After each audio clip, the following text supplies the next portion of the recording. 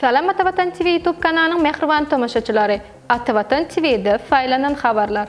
Habermizin 2023 yılın 8 noyabrına qıfanında İqtisadi Xizmatdaşlyk Guramasının samiti Türkmenistan 5. İşevirler forumuna qatnaşdı.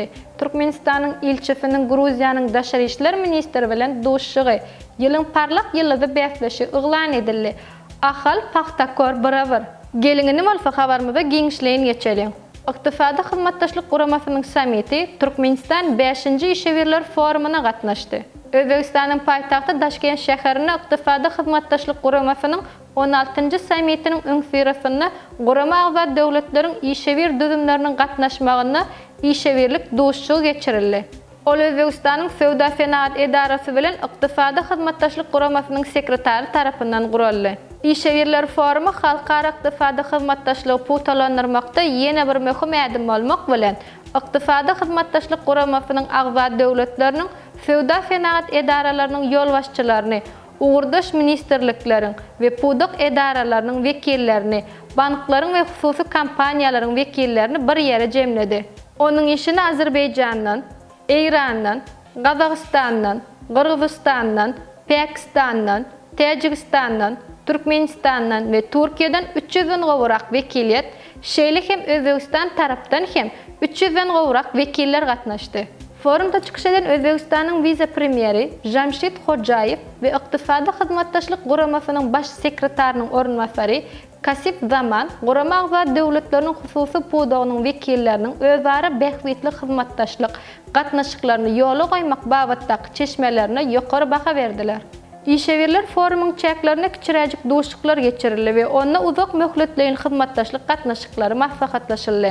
Özbekistanda ertir geçiriljek İqtisadi Xizmatdaşlyk Guramasynyň 16. samitini Özbekistanyň prezidenti Şavkat Mirzayev, Türkmenistanyň prezidenti Serdar Berdimuhammedow, Azerbayjanyň prezidenti Ilham Aliyev, İranyň prezidenti Ibrahim Raisi, Qırgızistanyň prezidenti Sadyr Japarov, Tajikistanyň prezidenti Emomali Rahman, Türkiýanyň prezidenti Recep Tayyip Erdoğan, Qazaqistanın premier ministri Alihan Samilov, Pakistanın hökümet başçysynyň wezipesini ýerine ýetirji Anwar ul Haq Kakar we İqtisadi Xizmatdaşlyk Guramasynyň baş sekretary Husrav Nazary gatnaşar. Samita gatnaşmak üçin Qırgızistanyň prezidenti Sadyr Japarov, Qazaqistanyň premier ministri Alihan Samilov, Pakistanın hökümet başçysynyň wezipesini ýerine ýetirji Anwar ul Haq Kakar Özbekistana bardylar.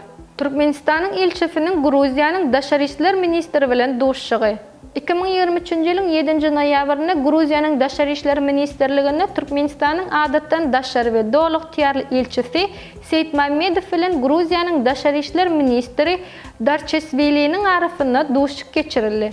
Duşşugyň başynda taraplar Türkmen Gruziýan xizmatdaşlygynyň ileri tutýan uğurlary we mundan beýlek hem geljegi uly bolan giň gerimli iki taraplaryň gatnaşyklar ara alyp maslahatlaşdylar. Soňky ýyllarda Türkmen Gruziýan gatnaşyklary birek-birege hormat goýmak, ynanşmak we açaçanyk ýörelgesine esaslanýan özara bähwitli we uzak möhletleýän esasga guralýanlygy hemde üstünlikli ösýänligi we berkeýänligi bellenildi. Şeýle hem duşşuga gatnaşyjylar Türkmenistanyň prezidenti tarapyndan alınıp barlayan hemişelik betaraplyk siýasaty hemme taraplaryň ösüşiň, halkara xizmatdaşlygyny berkitmegiň we giňeltmegiň täze geljegini we mümkinçiliklerini açyp, häzirki döwür üçin wajypdygyny we ýeterliklidigini aýdyn tasdiklanýandygyny bellediler. Duşşugyň dowamyna taraplar